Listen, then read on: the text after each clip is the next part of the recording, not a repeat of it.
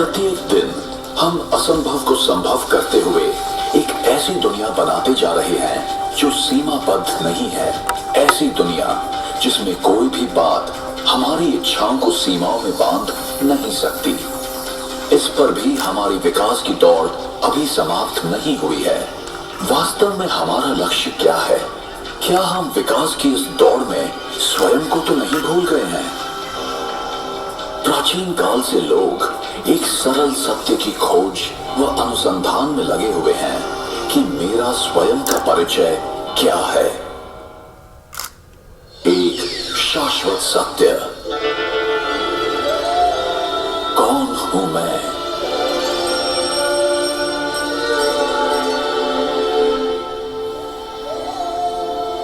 हर एक मनुष्य में जानने की इच्छा स्वाभाविक और जन्मजात होती है।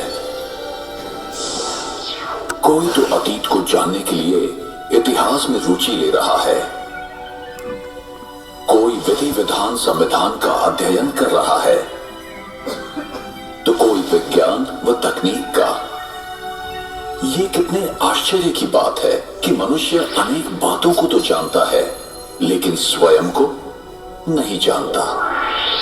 कोई तो स्वयं को एक शरीर मानता है, तो कोई अपने आप को मन या फिर कोई मस्तिष्क मानता है।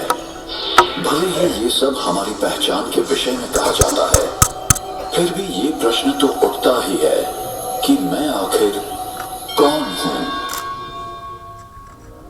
ऐसा लगता है कि इसका उत्तर बहुत जटिल है, लेकिन जब मैं कहता हूं मेरे पैर, मेरे हाथ और मेरा शरीर, तो इसका अर्थ क्या हुआ? क्या इसका सरल अर्थ ये नहीं कि मैं ये हाथ, पैर व शरीर नहीं हूं? तो ये कौन कह रहा है मेरा शरीर? वो मैं कौन है? वैज्ञानिक एवं डॉक्टर मन, बुद्धि, मस्तिष्क इत्यादि चीजों की चुनौतियों के विषय में असमंजस में हैं।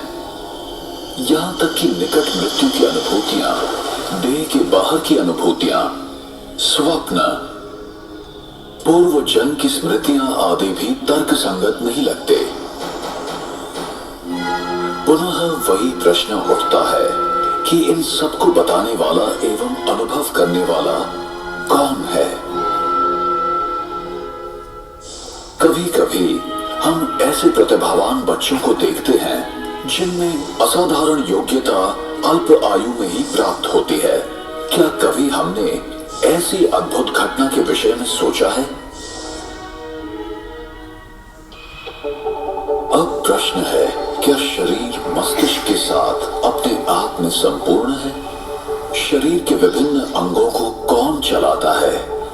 मस्तिष्क को समय अनुसार सही संकेत देने वाला कौन है? क्या शरीर विभिन्न कोशिकाओं का समूह मात्र है जिसमें जैविक क्रियाएं चलती रहती हैं? तंत्रिका प्रणाली का संचालन, हार्मोन्स को प्रभावित करना, रक्त संचालन, श्वसन क्रिया, पाचन क्रिया आदि के संकेत कौन भेजता है? मृत्यु पर्यंत शरीर की क्रिया प्रणालियों को सुचारू रूप से कौन चलाता है? जरा सोचें, संकल्प कहां से उत्पन्न होते हैं? देह के साथ उनके अंत व्यवहार कैसे होते हैं? क्या विचारों का मूल स्रोत मस्तिष्क है या मस्तिष्क का भी संचालन करने वाला कोई और है? क्या संकल्प भौतिक हैं या पराभौतिक? परमाणु एवं अणु से निर्मित इस परिवर्तनशील दुनिया में कुछ पराभौतिक चीजें भी हैं जिन्हें ना तो किसी माइक्रोस्कोप व दूरबीन से देखा जा सकता है और ना ही किसी उपकरण से मापा ही जा सकता है। वास्तव में ऐसा कोई भी उपकरण अब तक ना तो बना है और ना ही बनाया जा सकता है। उनको खोज निकालने की एकमात्र विधि है अंतर्मुखी हो, गहन शांति में स्थित होना। आइए अब हम एक अनुपम यात्रा प्रारंभ करें और स्वयं के विषय में उस सनातन सत्य को खोज निकालें जिससे हमें पूरा ज्ञान एवं अनुभव प्राप्त होगा कि मैं कौन हूं।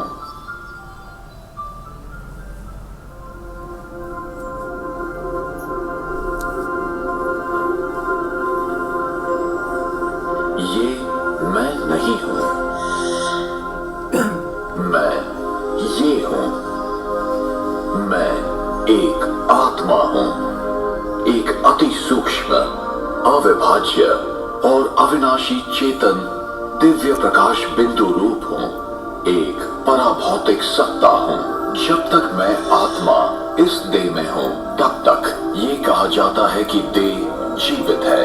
जब मैं आत्मा देह से निकल जाती हूं, तो शरीर शव हो जाता है। इस घटना को ही मृत्यु कहते हैं। किंतु फिर भी आत्मा तो अजर, अमर, अविनाशी है। वो सदैव जीवित है। आत्मा को ही प्राण कहते हैं। आत्मा ही प्राण ऊर्जा है। मैं आत्मा ही सोचती हूं, निर्णय करती हूं और देह द्वारा जाने अनजाने किए गए सभी कर्मों के लिए मैं ही जिम्मेदार हूं। मुझ आत्मा में ही सारे संस्कार समाहित हैं तथा मुझ में ही स्मृतियां भरी हैं। जी हां, मैं ही आत्मा हूं और आत्मा ही है जो मैं हूं। ये कहना उचित होगा कि मैं आत्मा इस शरीर का मालिक हूं, न कि तुम्हारी आत्मा मेरी आत्मा, क्योंकि आप आत्मा हो और जो आपका है वो शरीर है।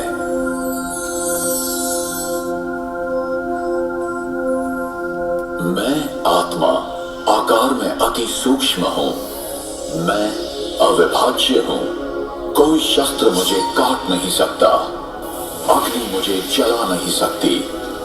हवा मुझे उड़ा नहीं सकती और पानी मुझे भिगो नहीं सकता। कोई भी भौतिक पदार्थ मुझ आत्मा के पथ को रोक नहीं सकता। मैं आत्मा अविनाशी हूं और मेरा अस्तित्व सनातन है। मैं मस्तिष्क के बीच में भ्रिकुटी के मध्य में स्थित हूं। यहीं पर विराजमान हूं। मैं आत्मा शरीर की सभी इंद्रियों का मस्तिष्क द्वारा संचालन करती हूं। मुझ सूक्ष्म प्रकाश पुंज में ही अनगिनत प्रक्रियाएं चलती हैं।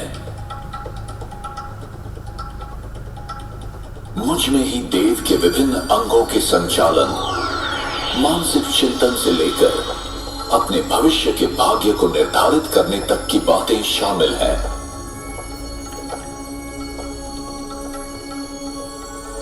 मैं आत्मा स्वतः ही ये जानती हूं कि मेरे शरीर के लिए क्या ठीक है और क्या नहीं, लेकिन मैं ये भूल गई हूं कि उस ज्ञान को किस तरह प्राप्त करूं।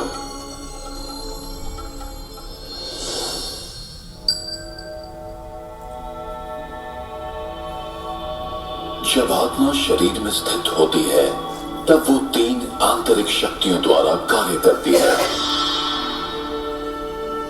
ये शक्तियां हैं मन, बुद्धि और संस्कार। मेरे संकल्पों की रचना का आधार है भूतकाल के अनुभव, प्रभाव, स्मृतियां तथा दूसरों द्वारा प्राप्त जानकारियां। आत्मा में निहित संकल्पों की रचना और अनुभव करने की शक्ति को ही मन कहते हैं।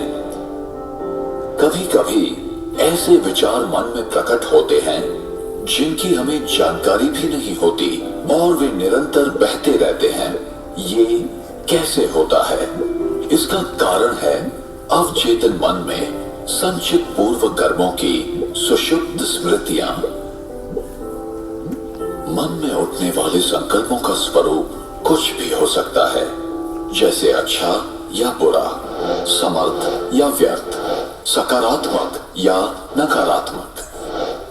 संकल्प एक विचार भी हो सकता है। प्रायः संकल्प मुझे कुछ करने के लिए निर्देश देते हैं। मैं आत्मा निर्णय लेती हूं कि ये करना है या नहीं। अभी करना है या बाद में, ये अच्छा है या बुरा, आदि आदि। संकल्पों को निरीक्षण करने तथा निर्णय करने की आत्मा की इस क्षमता को ही कहा जाता है बुद्धि। निर्णय के आधार पर मैं आत्मा कर्म करती हूं। कर्म आत्मा में अपनी छाप छोड़ता है, जिसका प्रभाव फिर विचार शैली पर पड़ता है और इसे ही संस्कार कहा जाता है। कुछ संस्कार हल्के, कई मध्यम या बहुत गहरे भी हो सकते हैं। बहुत गहरे संस्कार कर्म के रूप में प्रत्यक्ष होते हैं। ये कर्म आपकी चेतन, अर्धचेतन या अचेतन अवस्था में भी हो सकते हैं। ऐसे गहरे छाप स्वप्न के रूप में निकलते हैं।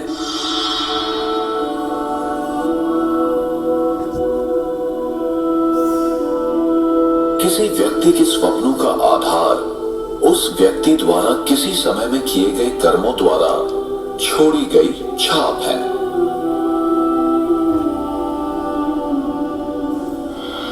उदाहरण के लिए, कभी कोई व्यक्ति किसी दूसरे व्यक्ति को कुत्ते द्वारा काटते हुए देखता है या कुत्ते ने उसे ही कभी काटा हो।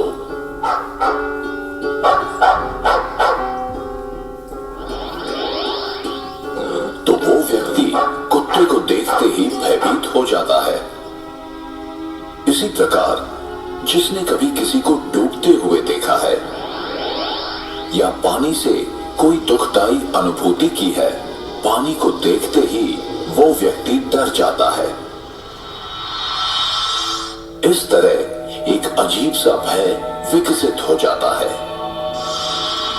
गहराई में छपे हुए प्रभाव बहुत शक्तिशाली और तीव्र होते हैं। इस तरह के प्रभाव बार बार किए जाने वाले कार्यों के कारण होते हैं। वो व्यक्ति जो अपने अंदर नकारात्मक संस्कारों की उत्पत्ति करता है या उसकी जड़ें और गहरा होने देता है, ऐसे व्यक्ति न केवल स्वयं का नुकसान करते हैं बल्कि समाज एवं विश्व में नकारात्मक अनुभूतियों और भावनाओं को फैलाने के माध्यम बन जाते हैं। इसी प्रकार सकारात्मक गुणों व संस्कारों को स्वयं के अंदर बढ़ाने वाले लोग केवल स्वयं का ही भला नहीं करते बल्कि समाज एवं विश्व के लिए मूल्यवान संपत्ति बन जाते हैं। सकारात्मक विचार ज्यादातर धीमी एवं स्थिर गति के होते हैं। जब विचार व्यवस्थित एवं धीमे होते हैं तब बुद्धि सही निर्णय दे पाती है, जिससे आनंददायी अनुभूतियां होती रहती हैं। ऐसे व्यक्ति शांत और स्थिर स्वभाव वाले होते हैं। इसके विपरीत नकारात्मक विचार अधिकतर अस्थिर, बिखरे हुए और तीव्र गति के होते हैं। इनसे नकारात्मक अनुभूतियों और भावनाओं को बढ़ावा मिलता है, जैसे कि चिंता, आशंका, असुरक्षा और भय। कभी कभी ऐसा भी होता है कि मन में एक साथ बहुत सारे विचार आते हैं।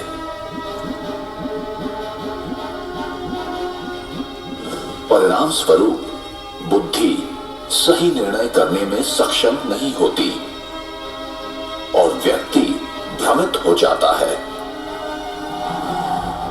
इसी स्थिति को आमतौर पर तनाव कहा जाता है।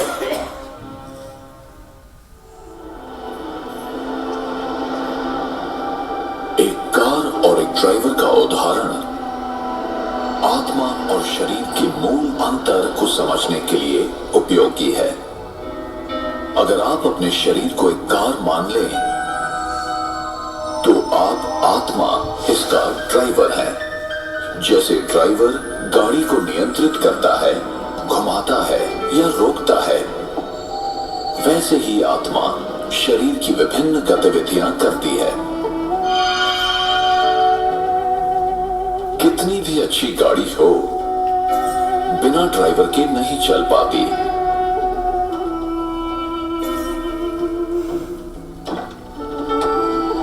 जैसे ड्राइवर गाड़ी को नियंत्रित करता है, ठीक वैसे ही आत्मा शरीर को नियंत्रित करती है। मैं ही वो हूं जो गले, मुंह और जुबान का उपयोग कर बोलती हूं। मेरे निर्देश पर ही खाने पीने की क्रियाएं चलती हैं। इसी तरह मैं आत्मा कानों द्वारा सुनकर आवाजों को ग्रहण करती हूं। अगर शरीर को कोई कुछ छू जाता है तो त्वचा द्वारा मैं ही महसूस करती हूं, और मैं आत्मा आंखों द्वारा देखती हूं।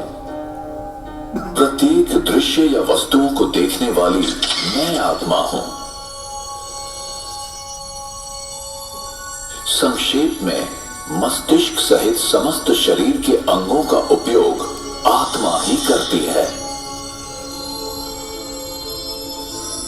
कभी कभी आत्मा भौतिक इंद्रियों के सहारे बिना भी कर्म कर सकती है।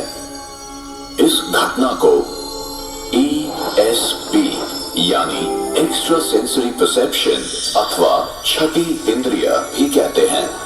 एक्स्ट्रा सेंसरी परसेप्शन आत्मा की एक ऐसी क्षमता है जिसके द्वारा वो बिना किसी पूर्व अनुभव तथा बिना किसी भौतिक इंद्रियों के सहारे ही सूचना प्राप्त कर सकती है, जैसे कि टेलीपैथी, पूर्वाभास, भविष्य जानना, अंतर्ज्ञान और इस तरह की चीजें आत्मा के छठी इंद्रिय को दर्शाता है। मैं आत्मा ही संकल्पों की रचना करती हूं जो पराभौतिक है। अब प्रश्न ये है कि मैं अपने आप को आत्मा कैसे महसूस करूं? वो अनुभव क्या है? ये शब्दों में वर्णन नहीं किया जा सकता, क्योंकि इसे केवल शांत मनस्थिति में ध्यान योग के अभ्यास द्वारा ही अनुभव किया जा सकता है। फिर भी हम इस विचारधारा को समझने का प्रयास करेंगे। जरा सोचें कि एक बड़ा सा नकली मानवीय शरीर अपने सभी अंगों के साथ है।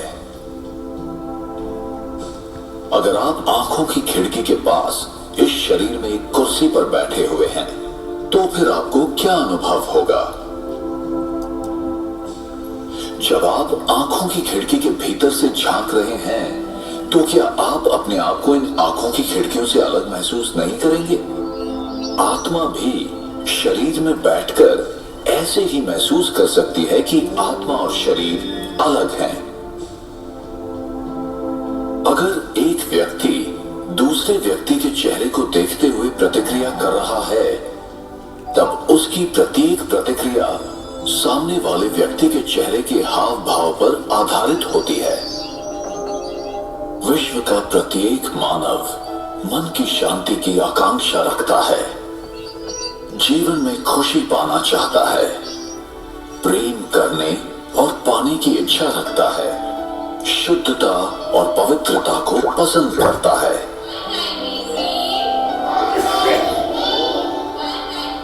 जन्म से ही हर कोई अपनी रुचि के क्षेत्र में मानसिक क्षमताओं की अभिवृद्धि करना चाहता है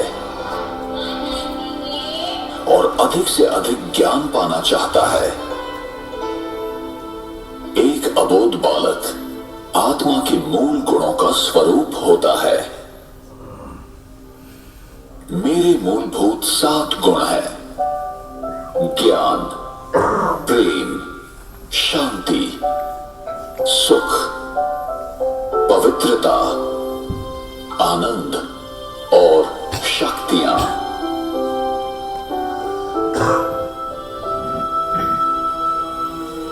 मौलिक रूप से हर व्यक्ति इन गुणों का पैदाइशी अधिकारी है। इन 7 दिव्य गुणों का स्वरूप है।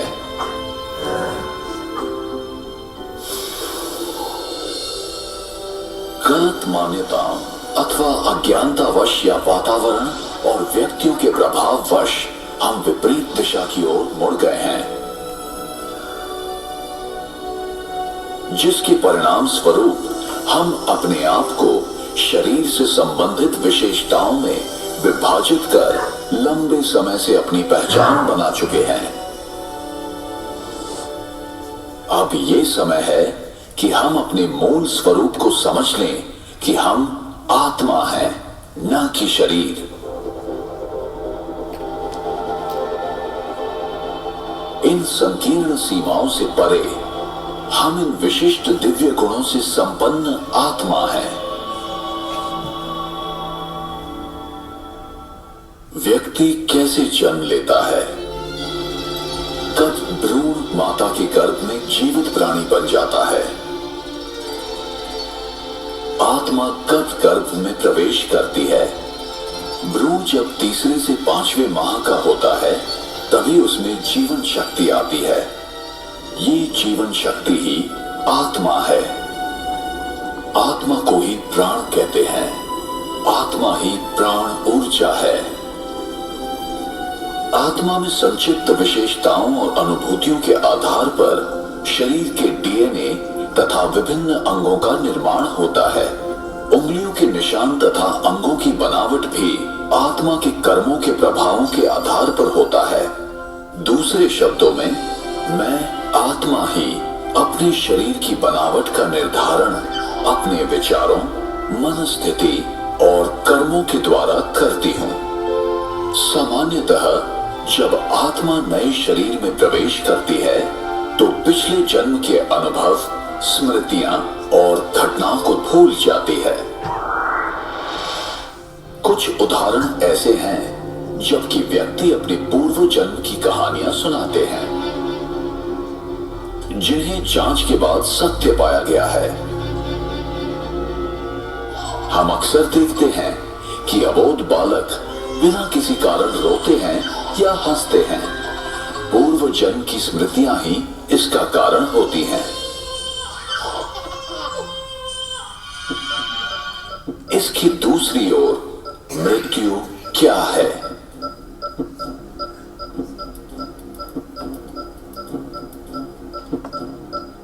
और मृत्यु के बाद क्या होता है? एक जीवित व्यक्ति कैसे मृत शरीर के रूप में परिवर्तित हो जाता है? मृत्यु वो स्थिति है जब आत्मा शरीर छोड़ देती है।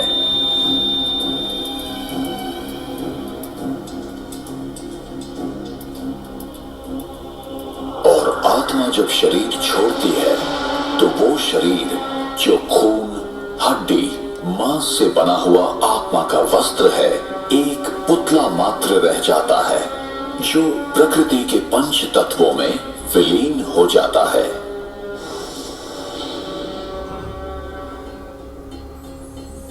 अपने पुराने शरीर को छोड़ आत्मा दूसरी माता के गर्भ में प्रवेश करती है। मनुष्य आत्मा पशु योनि में नहीं जाती। जैसे सेब के बीज से कभी संतरे का वृक्ष नहीं निकलता, वैसे ही मनुष्य आत्मा सदैव मनुष्य शरीर ही धारण करती है। आत्मा जब भी किसी नए शरीर को धारण करती है तो वो अपने नए मित्र, संबंधी और अपनी एक नई पहचान बनाती है। जैसे कोई नाटक में कलाकार अपने अनुरूप वस्त्र पहनकर एक निर्धारित समय में अपना अभिनय करता है, ठीक उसी प्रकार इस विश्व रंगमंच पर आत्मा भी एक कलाकार की तरह अपने निर्धारित समय पर अभिनय करती है। और जब शरीर अधिक उम्र, बीमारी या किसी घातक चोट के कारण बेकार हो जाता है, तब आत्मा शरीर को त्याग देती है और जन्म उपरांत जन्म लेती जाती है। इसी प्रकार जीवन एवं मृत्यु का ये अविनाशी चक्र इस संसार में चलता रहता है। विश्व नाटक अथवा विश्व इतिहास और कुछ नहीं बल्कि सभी आत्माओं का एकत्रित खेल है। आत्मा परम धाम में तब तक इंतजार करती है जब तक कि परिस्थिति उसके विश्व नाटक में प्रवेश करने के अनुकूल न हो। एक बार आत्मा यहां आ जाती है तो उसे तब तक यहीं रहना पड़ता है जब तक कि सभी आत्माएं इस विश्व नाटक मंच पर न आ जाएं।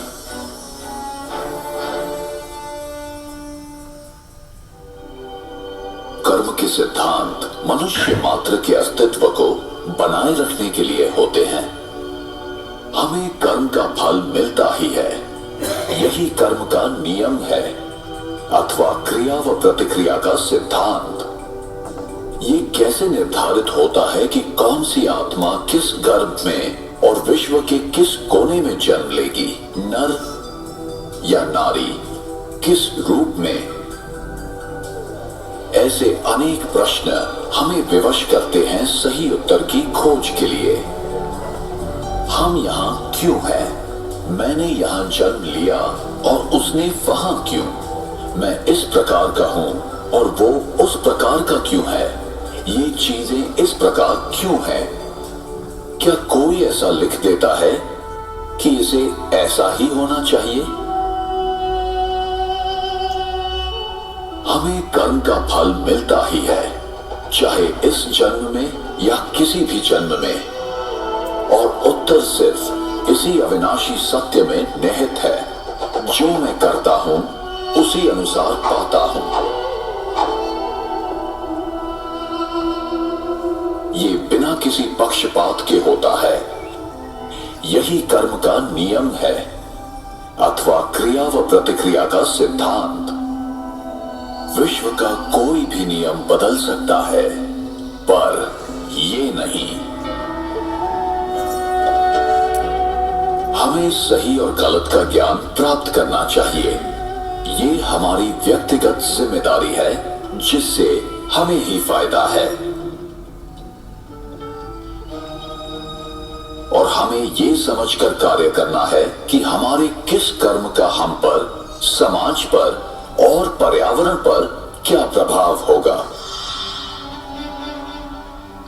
उसका परिणाम अभी होगा अथवा भविष्य में। फल अच्छा होगा या खराब, प्रत्येक कर्म का फल मिलेगा ही। इसलिए कर्म करने से पूर्व जरा सोचें। जो कर्म सिद्धांत को नहीं समझते हैं, वे वर्तमान की घटनाओं को देखते हुए निष्कर्ष निकालते हैं।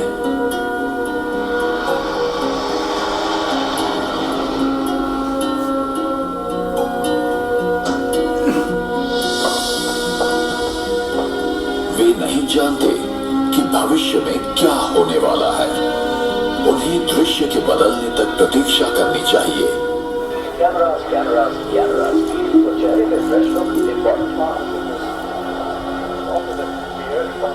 In a shocking incident today, British Airways flight BA582 from Mumbai to Manchester. प्रत्येक घटना के पीछे कोई न कोई कारण विद्यमान होता है। यही कर्म का नियम है।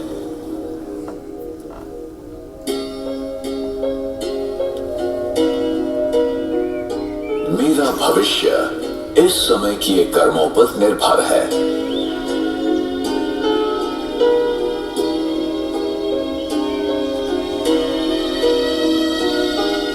इसलिए गलत तथा श्रेष्ठ कर्मों की कलम से हम अपनी भविष्य जीवन की कहानी लिखते हैं।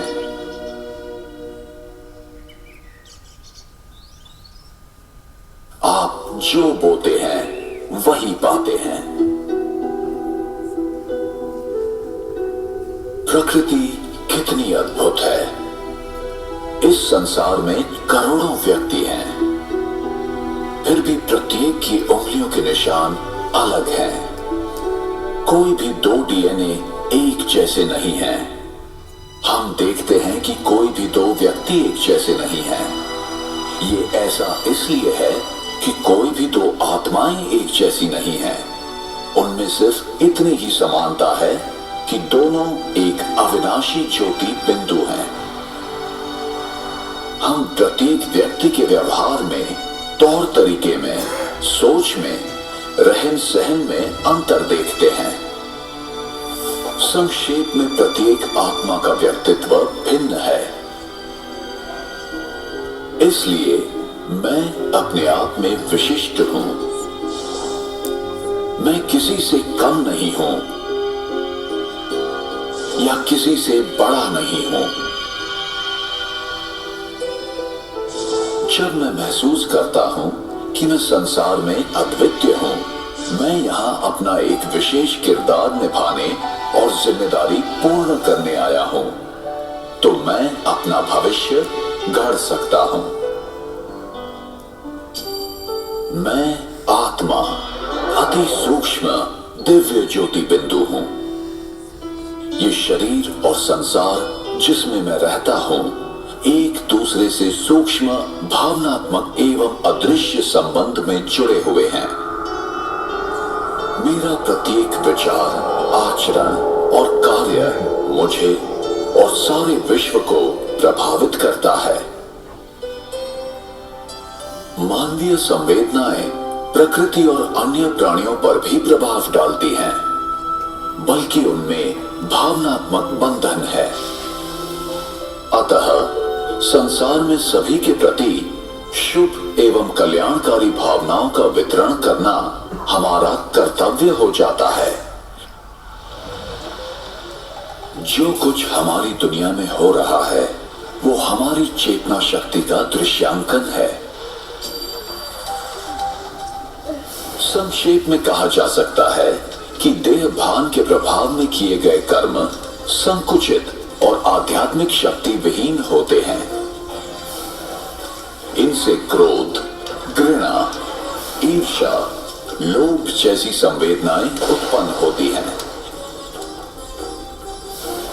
जिनसे समाज में विरोध, संघर्ष, अन्याय एवं दुख, कष्ट फैलता है। इसके विपरीत आत्मस्मृति में किए गए कर्मों द्वारा प्रेम, सहानुभूति, शांति, उदारता और भाईचारे जैसी संवेदनाओं का जन्म होता है, जिनसे समाज में समरसता, एकता एवं सुखद अनुभूतियों की वृद्धि होती है। हमने अब तक जो ज्ञान प्राप्त किया है, इस आधार पर आइए अब हम आत्मिक स्थिति का अभ्यास करें। अपनी सुविधा अनुसार किसी भी मुद्रा में बैठ जाएं। आंखें खुली रखें ताकि आपको अपने चारों तरफ के वातावरण का आभास रहे।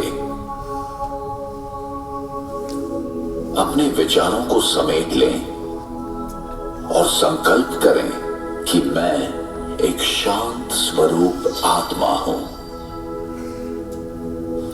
मैं ज्योति बिंदु आत्मा भ्रिकुटी के मध्य विराजमान हूं। मैं आंखों द्वारा देखती, कानों द्वारा सुनती, नाक द्वारा सूंघती तथा श्वास लेती, मुख द्वारा बोलती और त्वचा द्वारा महसूस करती हूं। मैं शरीर की मालिक हूं। मैं अपने शरीर से अलग हूं। मैं अपने विचारों की रचता तथा शासक हूं। मैं स्वयं के संकल्पों की जिम्मेवार हूं। मैं आत्मा ही हूं जो निर्णय लेती हूं। मैं अपने कर्मों के लिए जिम्मेदार हूं। मैं सचेत रहकर कर्म करने वाली हूं। मैं अपने जीवन को नियंत्रित कर सकती हूं। कदम कदम पर अनुभव करें अपने आप को देखने और समझने की कि मैं आत्मा हूं और दूसरे भी। तो मैं अपने आप को अपने निजी गुणों, विशेषताओं और सकारात्मक शक्तियों के साथ अनुभव कर सकती हूं। मैं कौन हूं और मेरा आंतरिक स्वभाव क्या है, इसकी सही जानकारी मेरे दृष्टिकोण को दूसरों के प्रति बदलता है तथा दूसरों के प्रति अच्छे संबंध बनाने में हमारी मदद करता है और मुझे अपने आप को जानने की समझ मिलती है। जब मेरा प्रत्येक कार्य और व्यवहार आत्मिक स्थिति में होता है, तब मैं अपनी वास्तविक स्वरूप के अति समीप होती हूं। यही आत्मिक स्थिति है। इसी स्थिति में मैं अपने जीवन के लक्ष्य और उद्देश्य को प्राप्त करती हूं। इसलिए अपने आप को आत्मा समझें। अपने जीवन को आध्यात्मिक दृष्टिकोण से जिएं और सबके प्रति सकारात्मक वृत्ति रखें, जिससे हमारा जीवन और हमारा समाज शांति, पवित्रता, खुशी और प्यार के प्रकाश से जगमगा उठे।